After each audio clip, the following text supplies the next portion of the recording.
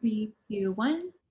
Hey, welcome back to What You're Reading, where librarians from around DeKalb County talk about the teen books that we are reading during social distancing. My name is Fran, and I am at the North Lake Library. Hi, my name is Mia, and I'm at the Decatur Library. Hi, I'm Angela, and I'm from the County Line Ellenwood Library. And I'm Nicole. I'm from the Harrison Crossing Library. And this week, we are talking about books that were published in 2020, sort of our year-end wrap-up.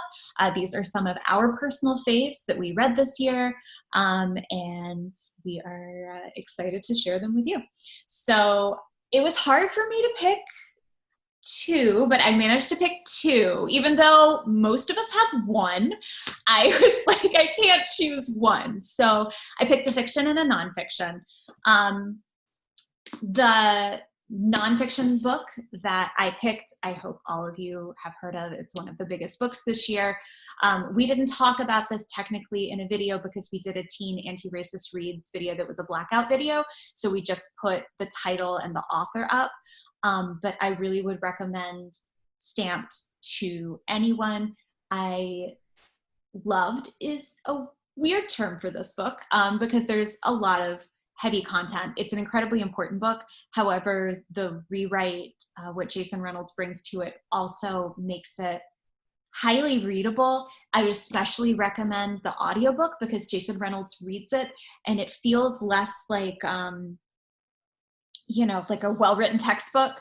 It can sometimes feel a little textbooky because it goes through history in a very linear way sometimes. But it feels like a conversation with somebody. Like his inflection, the way that he's talking about these things, it feels more like listening to a podcast than it does reading a book. And I really like that. It feels like he's, like you're in a room with him and he's explaining this to you. And it's great. So that is Stamped. I know that we have this in audio and ebook through Overdrive, and then we've got the paper copies as well. In terms of fiction, my favorite book that I read this year was Cemetery Boys. This is by Aiden Thomas. This is a book about a trans brujo who is kind of trying to prove his worth in his community by sending a ghost back to the dead and prove that he can do it. But oh no, the ghost doesn't want to go back, and oh no, the ghost is cute, and they get feelings for each other. So there's just, it's so good. I really, really enjoyed it. I enjoyed that its own voices. I enjoyed learning a lot about this culture. I also really enjoyed the romance, and especially in like a culture where all the terms for things are so gendered, what it would be like to be a trans teen growing up in that. I think that it's a really good one, and I would recommend that to anybody. Those are the 2020 books I stand the hardest. So. And I feel like this is one that Cemetery Boys was one that was on your excited about it coming out, so it's kind of nice that you were excited about it and it lived up to your expectations. It did. I think, there's a lot of books that I get excited about just by reading a blurb, but this was one of the ones I was most excited about and also ended up liking the most. So I love when it happens, because a book is really good if you love it and you have high expectations for it. Yeah. Right, my expectations were here, and it was like here, so. My 2020 read that I loved, I've talked about before, is Tweet Cute. And it is by Emma Lord. I know, Fran recommended to talk about it if you didn't. I love it so much. It was like a feel-good book, a fast, easy read. Again, I've said it before, it makes you want a grilled cheese sandwich. It's so...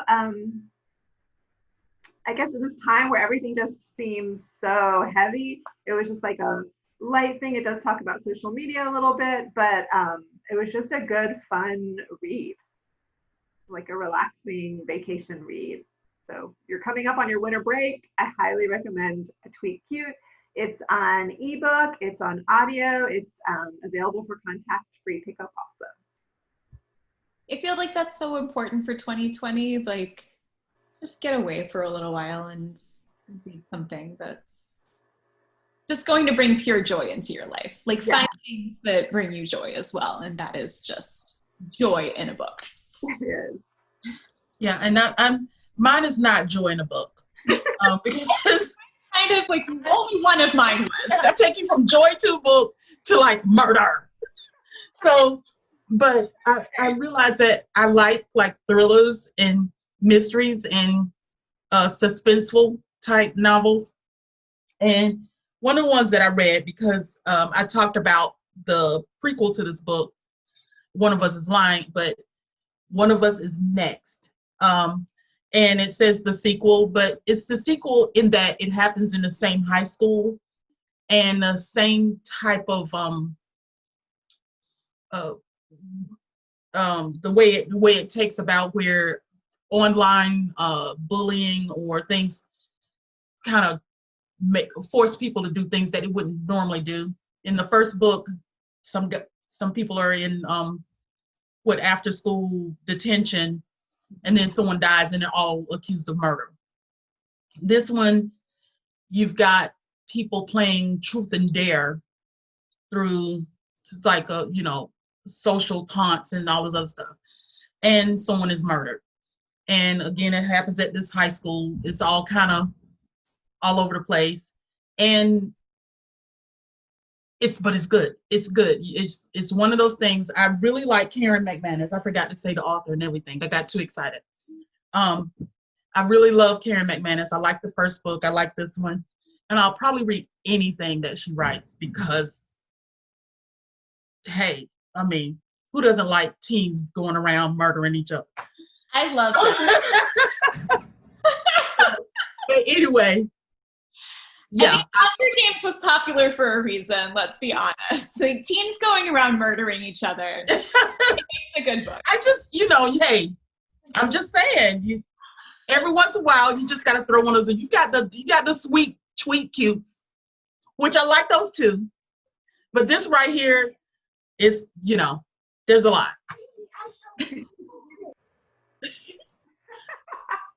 So I'm going to round us out with mine. And mine, I am so surprised that I love this as much as I did. Like, I talk about this one all the time. I've told all of you about this book multiple times. But it is called Burn by Patrick Ness. Yes! He's the one who wrote... I love Patrick Ness so much. Exactly. He wrote The Knife of Never Letting Go. He wrote, what is it, A Monster Calls? Yeah, Something like that. Oh, this author. Let's Just Live Here is one of my personal favorites. He is amazing. I love his works. I love the way he sets up everything in the book, but I don't want to give too much away, so I'll just do a brief little synopsis. It is about a girl named Sarah Dewhurst who lives in the Pacific Northwest in 1957. And in this world, dragons exist, and they are considered a lower class. And so she and her father, who are very poor and live on a farm, hire a dragon to help them kind of clear out a field. But there's a prophecy that involves Sarah, an assassin, and this mythical god. Yeah, guys, this book is amazing. Just read it. Just do me a favor and just read it. We have the book, we have the audiobook, we have the ebook, we have the eAudiobook. Guys, just read it. Please. You got me. You got me. Yes, please. Yes. You had me with dragons. Thank you. And it's like one of those fantasy books that it's not high fantasy, it's low fantasy. So you don't have to learn all of these different names for places and people and no, you got this. The second one that I'm just going to briefly talk about because it is my to be read of the year. I am finishing out 2020 reading this one, but it is called Poisoned by Jennifer Donnelly. When I say I'm obsessed with Jennifer Donnelly, I'm obsessed with Jennifer Donnelly. If you haven't read Stepsister, read Stepsister. That's a Cinderella retelling from evil stepsister's point of view. Poisoned is what would happen if the huntsman had killed Snow White and 7 men brought her back to life. So it is a fiercely feminist retelling of Snow White. And we right now have it in cataloging as a book. We have the ebook and the eAudiobook available as well. And like I said, I'm ending 2020 on this one. I just started it last night, and yeah, you're gonna want to read it. You recommended Stepsister to me, and I loved it. It was really good. Jennifer Donnelly, yes. So good. And a current nominee for the Peach Awards. Go vote. Put the link to that below as well. So these were our biggest 2020 loves. I hope that you find some books that you haven't read yet among these and put them on hold. We'll have all of that info below on the YouTube page as usual. And we hope that the end of your 2020 is great. If you're like us, we are very, very happy that it's over. And here's to a better year next year. So hooray for 2021. And we will see you next year. Bye. Bye.